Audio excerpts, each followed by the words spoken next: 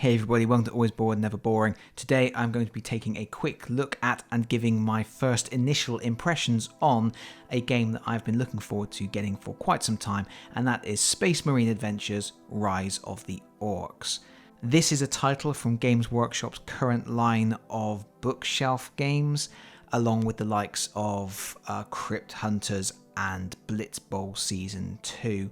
However, at the time of making this video, this is the only one of those titles that is available in the UK, and it is a game exclusive. I actually ordered this game online to be delivered to my home because during the current situation, it's not that easy for me to get out to a game store. However, I would recommend that if you do have the opportunity to go and pick it up in a store, you do that, because they charged me £10 postage, which is egregious to say the least, on top of a £40 game. But that's all by the by. I have the game now and I'm excited. Anybody who follows my channel will know that I was a massive fan of Space Marine Adventures Labyrinth of the Necrons, which was the first game in this series. And I guess before I open the box and we take a look inside, I do need to address the fact that this is called a Space Marine Adventures game. It is not a sequel to Labyrinth of the Necrons. It is not compatible in any way with Labyrinth of the Necrons. What Games Workshop seem to have done here is they've created a brand name, and that brand name is Space Marine Adventures, and then they are creating different games within that brand or franchise or whatever you want to call it, which aren't necessarily related in any way other than a thematic nature. You're getting completely different games, but games that are about Space Marines having adventures. So while you may see a few similarities in how this game plays with the previous game, it is its own thing. And I do think there was a little bit of a missed opportunity there, but I will talk about that a little bit more in a moment. For now, let's take the box lid off and have a look at what we're getting here. First of all, you are getting a rules book, and this is a large format rules book with very clear, very colourful instructions. Not a lot of text on each page, big diagrams, possibly not quite enough examples of things in play. They tend to have some example diagrams down these banners at the edges of the pages. But it's an incredibly simple game. It is very much in line with Labyrinth of the Necrons in terms of the difficulty you can expect. I read through the rules and pretty much instantly knew how to play, what I was doing. It's very, very clear.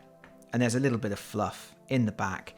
And then right at the very back, we have some information on our new set of heroes, and we have our build instructions.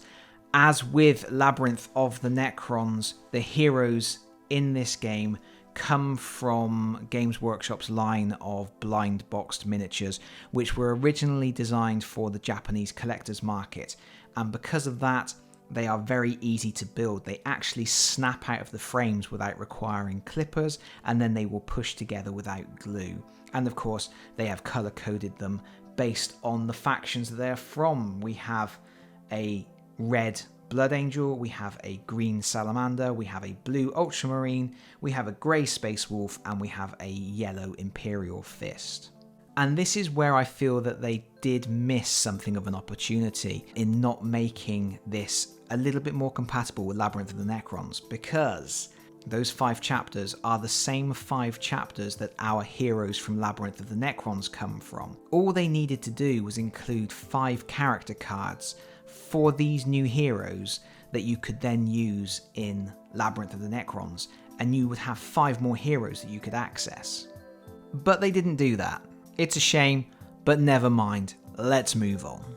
The next thing in the box is the board, and unlike Labyrinth of the Necrons, this time we are dealing with a single board. It is not modular, so all of your games will be played over the same battlefield. There are different levels of play. There are 4 levels which progress in difficulty, but that changes the type and quantity of the orcs that will invade the board. It doesn't change the actual board layout. You are always playing over the same scenario. And I should imagine that's going to immediately concern some people in terms of replayability, but it's quite nice to be able to just take the lid off of a box and flip open a board and start pretty much playing straight away. And I think that's probably what they were going for with this game. Regardless, it's very nice, it's very pretty. I'm a little red-green colorblind, so I have trouble differentiating colors sometimes, but this particular board, I don't seem to have any problems with it. Even though they have used red and green, it's distinct enough that I can see what all the different areas are. And what we have is we have entry points for the orcs all the way around the edge. These are similar to the Necron teleportation zones in Labyrinth of the Necrons, in that when you spawn orcs, you will roll a dice and that will determine where they appear, and if there's already an orc on that particular zone, then they will spread outwards. They will go into the next adjacent space instead. We have these red zones here, which are adjacent to power units, which the orcs are trying to smash. There are 6 on the board. If the orcs smash them all, then you lose the game. We have these orange and black zones. Those are supply zones. If you stand on one of those, then you can claim one of the supply cards, which is effectively a skill card that you can use later on in the game to gain some kind of advantage, such as taking a second action, re-rolling your failed dice to hit, and all that sort of stuff. The black zones are walls. They will block line of sight. And then we have the green zones, which are where our heroes will start the game, and also where they can return to heal wounds, because unlike Labyrinth of the Necrons, where the Space Marines had 2 wounds and then they were out of action, the Terminators in this game are a little bit more resilient. They have a health bar. When the health bar runs out, they are knocked out. On their next activation, they come back into play, but they only have 1 health point, so they can very quickly be knocked out again if they are not careful. And there's actually a little tracker up here on the board, and each time a Marine is knocked out, that goes down by 1, and if it gets to 0, it's game over. So there are 2 distinct ways in which you can lose the game. You can lose by having too many Terminators knocked out too many times, or by losing all 6 of your generators to the angry orcs. Next up, you get 2 sheets of punchboards with various different tokens on them. These are the supply tokens that mark which supply areas you can still access. These are your generators, which, if you look at the reverse, they are on fire. I expect to see those quite a lot in play. We have health trackers for the Marines to go on their character sheets. This is our grit token that decreases each time a Terminator gets knocked out. As with Labyrinth of the Necrons, our bad guys are represented by tokens. I know that a lot of Games Workshop fans will scoff at the idea of tokens, but it worked really well in Labyrinth of the Necrons, and I cannot imagine how much this game would have cost with that many orcs in it. And there are actually different types of orcs. There are more different types of enemies than there were in Labyrinth of the Necrons. Furthermore, this time the enemies move. Once they have spawned onto the board, on subsequent turns they will move. They have a movement value, like these guys here, they move too. They have an attack value, which is how much damage they inflict on an adjacent Terminator if they move adjacent to them. They don't even need to roll an attack dice, they just inflict that damage, making them considerably nastier than the Necrons were. And then here we have their toughness value, which, as with Labyrinth of the Necrons, that is the value you need to beat or exceed when you roll to attack. But there are lots of different ones, and there are also some special ones. We have like a boss up here, we have a weird boy, and they all have their own special abilities that can come into play. Normally zapping Terminators from across the board, or in the case of the war boss, encouraging all of these orc boys to greater feats of destruction. Although the orcs are tokens, our Space Marines are, of course, plastic miniatures. And as I mentioned before, these are the ones that will pop out of the frame without needing to be clipped. You can just snap them, like so. You can clip them if you want to, of course, but they are designed to just pop out of the frames like that. And I'm going to do a separate video in which I will put them together, and I am going to build them as intended. I'm going to snap them out of the frames and push them together without glue and see what they all look like when they're done. But they're very nice miniatures, and as I mentioned, they are Terminators rather than regular Marines. And as always, we have a choice of heads. We have a helmeted head, and we have the bear head. Say it with me, everybody. Always use the helmets. So, this is our Blood Angel. He's the leader of the pack. He has a thunder hammer and probably a bad attitude. We have the Salamander with the heavy flamer and a chain fist going on over here. We have a Space Wolf with a cyclone launcher, probably not recommended for close quarters fighting. We have our Ultramarine, who this time around is not the leader of the pack. The leader is actually the Blood Angel. And it looks like our Ultramarine just has a regular Stormbolter and Power Fist combo. And then we have our Imperial Fist with the autocannon and, I suspect, an incredibly high kill rate. Only a single dice. Labyrinth of the Necrons had nice colour-coded dice for the players. This time around, nope, just the one black dice. Fair enough. You get 2 setup cards which determine the difficulty for the mission. You have Novice, Warrior, Veteran, and then Commander. Apparently Commander is supposed to be incredibly deadly, and obviously Novice is recommended for your first game while you're learning, and also if you want a quick, lightweight game. This is your beer and pretzels mode. And then you get a pretty sizable stack of supply cards, all beautifully illustrated.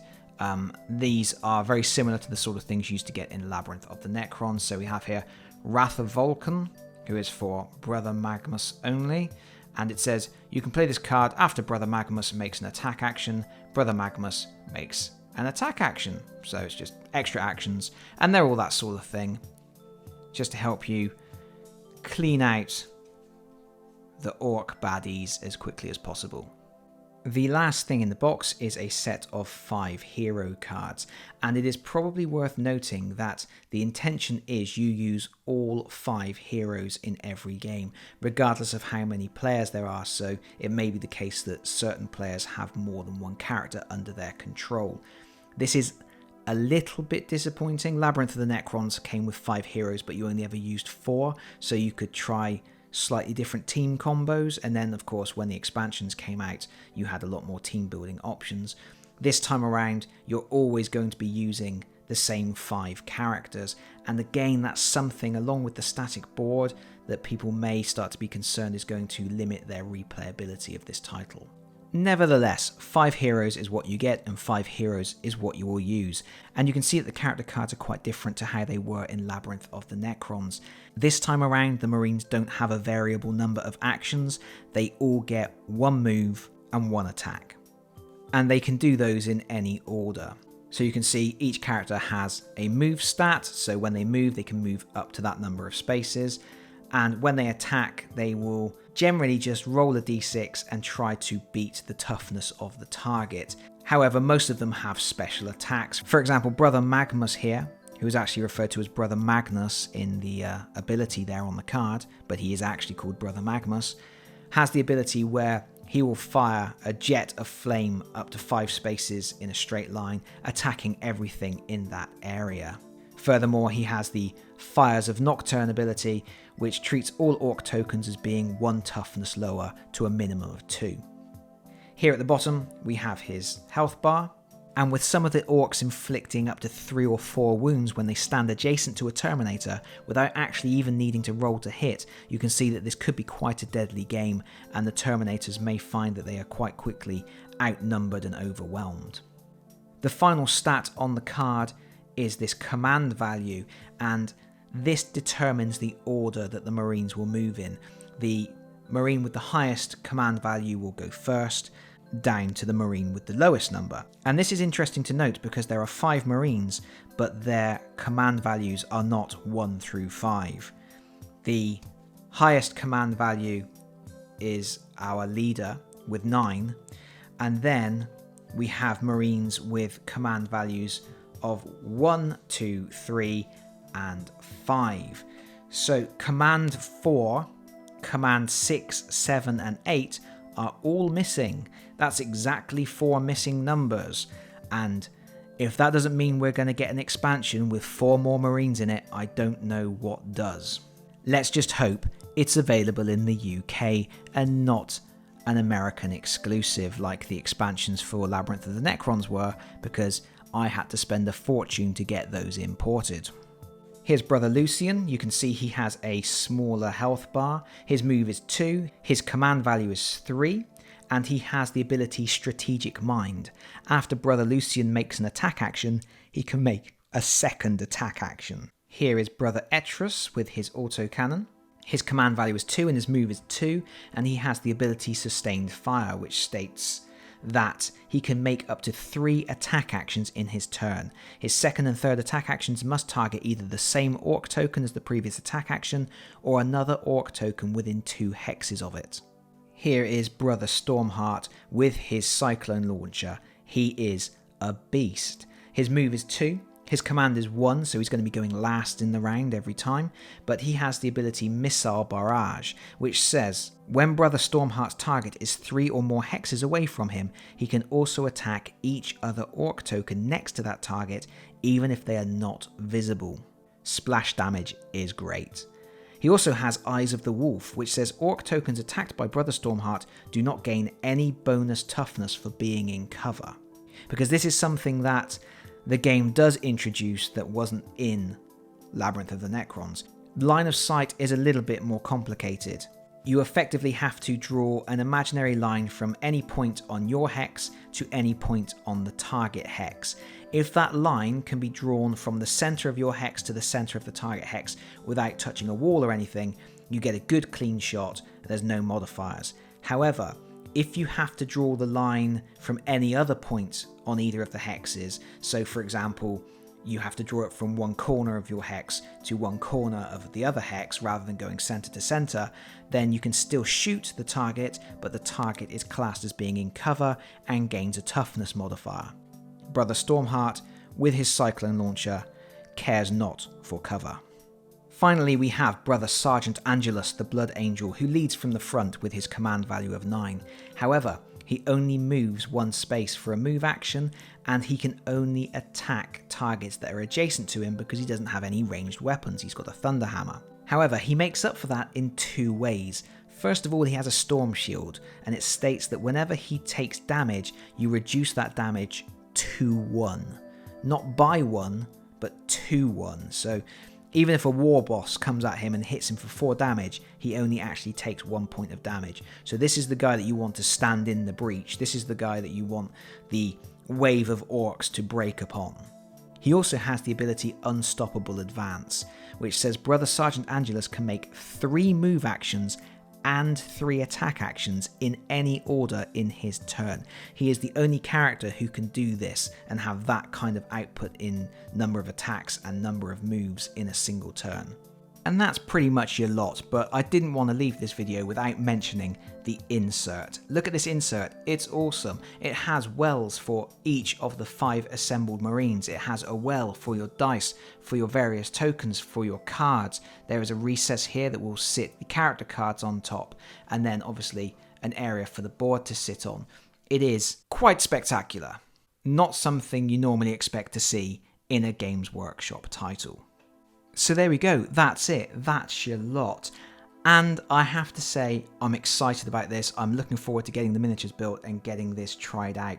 It looks like it has captured that same sort of feel that Labyrinth of the Necrons provided, in that it's very simple, very streamlined, very accessible.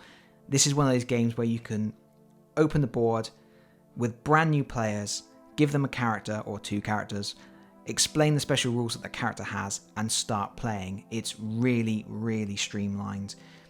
It maintains some of the things from Labyrinth of the Necrons. Targeting enemies and attacking them is basically the same. You're rolling a dice and trying to match or exceed their toughness, and The initial way that enemies spawn onto the board is the same, and of course you're using plastic marines versus cardboard tokens, so it has some of the same elements that Labyrinth of the Necrons had, but it's also introducing some new concepts, a more intricate line of sight system, hex-based movement, and the enemies move and attack this time, which is something a lot of people said about Labyrinth of the Necrons. It's a shame that the Necrons don't actually attack, they just spawn on top of you.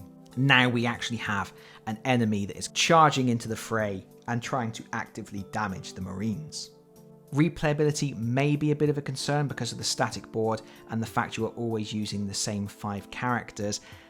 Labyrinth of the Necrons was, and still is, one of my most played games ever. I play it all the time, and it's got a lot of variability and a lot of different ways to customize the challenge. That isn't in this game. There are 4 different difficulty settings which adjust how many orcs and what types of orcs come into play, and the only other real way that you can vary the game is you have the supply tokens out on the board at the start of the game, and when you pick up a supply token you randomly draw 2 cards from the deck and you pick 1.